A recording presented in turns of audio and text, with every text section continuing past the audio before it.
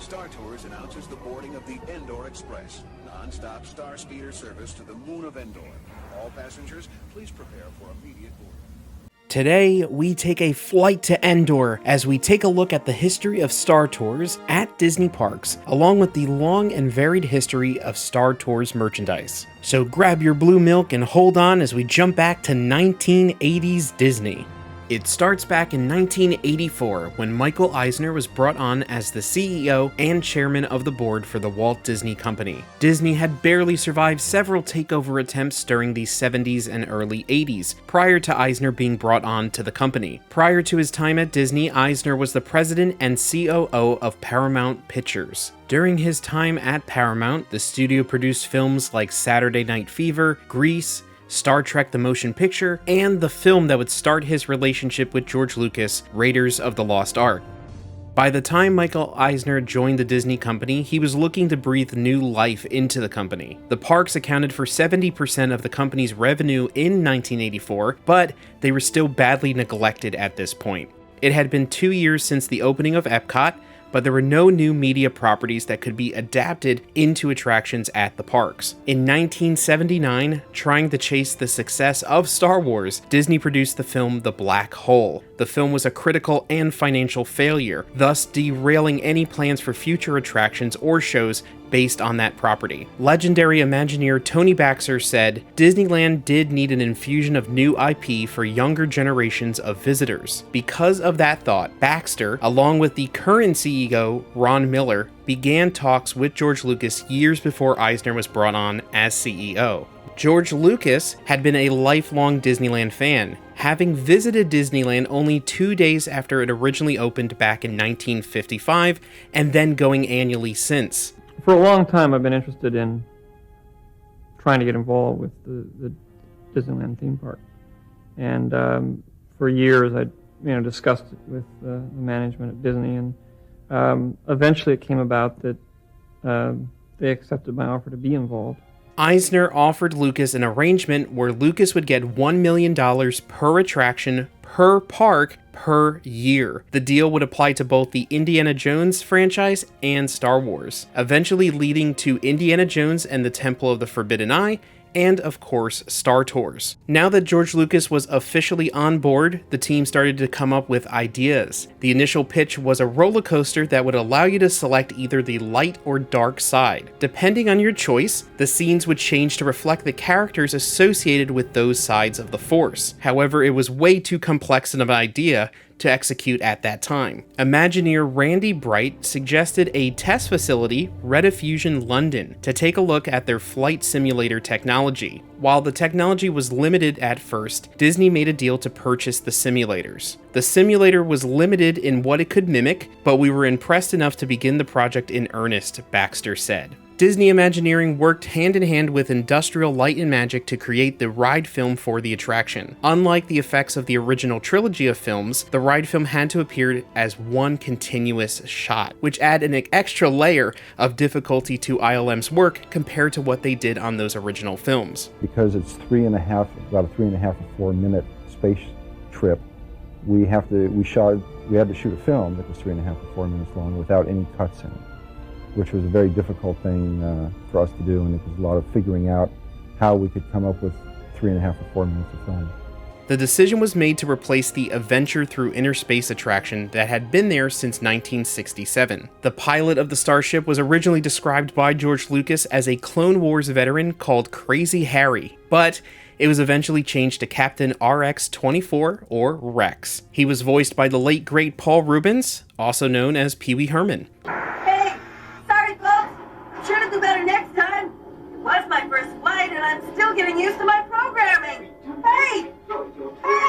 While Star Tours was being worked on, Captain EO, starring Michael Jackson and also produced by George Lucas, opened in September of 1986. The release of this extended 3D music video was the first step in bringing Disneyland into the new world of being hip. On January 9th, 1987, Star Tours officially opened at Disneyland, with Lucas and Eisner in attendance cutting the ceremonial ribbon with a lightsaber, along with a interesting show starring the Star Wars characters.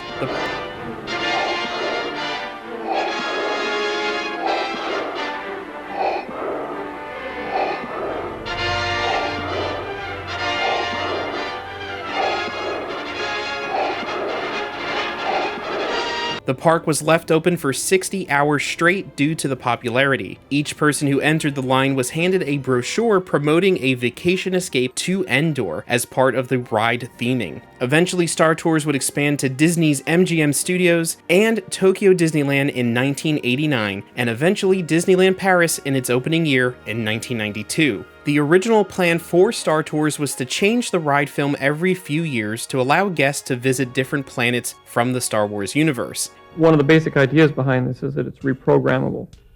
It relies a lot on software rather than hardware, so that the ride can be changed rather swiftly.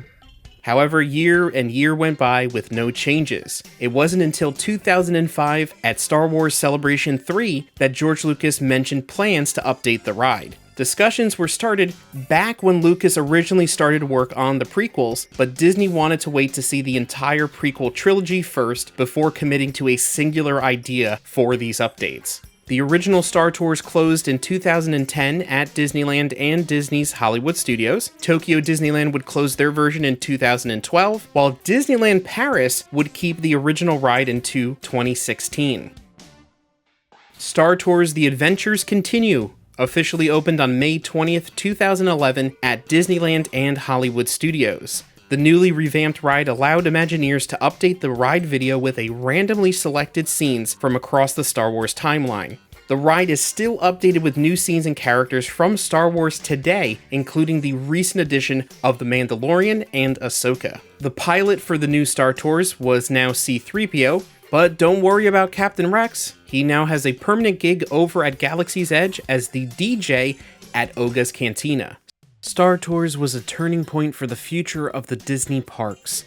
It was at the beginning of Eisner's push to bring a different group of visitors to the park, teenagers. It changed the view of Disneyland as being something only for families with little kids to being for families of all ages. It was also the first attraction based on an IP that was, at the time, not owned by Disney. Disney would eventually purchase Star Wars along with all of Lucasfilm for $4.5 billion back in 2012. This new company precedent set by Eisner would lead the Walt Disney Company into a new theme park renaissance and towards what would eventually become the new normal for the company across all departments.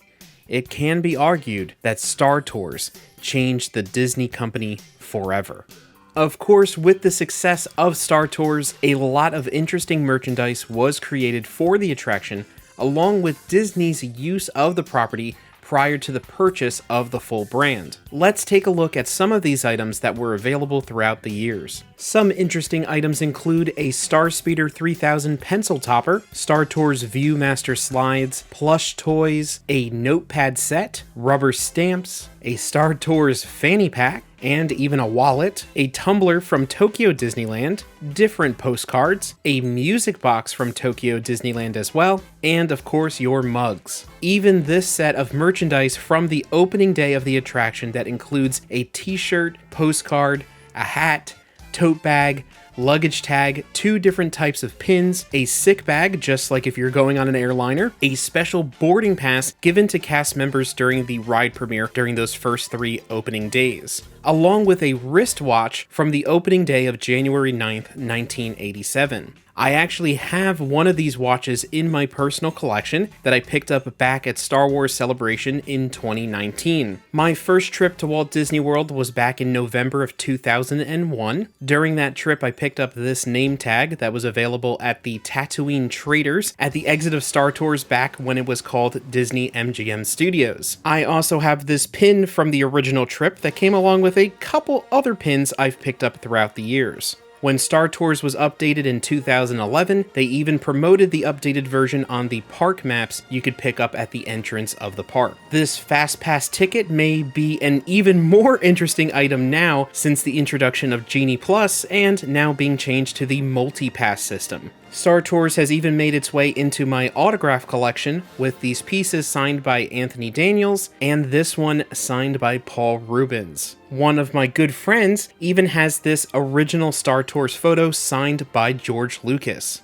Star Tours has always held a special place for me at the Disney parks. It was one of the first Disney park attractions I ever rode, and of course brought me closer to my favorite film franchise right at the age when it was becoming a big part of my life. It has continued to bring joy to many generations since, even with the opening of Galaxy's Edge in 2019. Do you have any great memories from any of the Star Tours across the world, whether it be in the original or in its brand new incarnation? If you enjoyed this video, remember to like it, subscribe to our channel, and hit that bell notification to be notified when we post brand new videos. Thank you so much for watching, and as always, keep on collecting!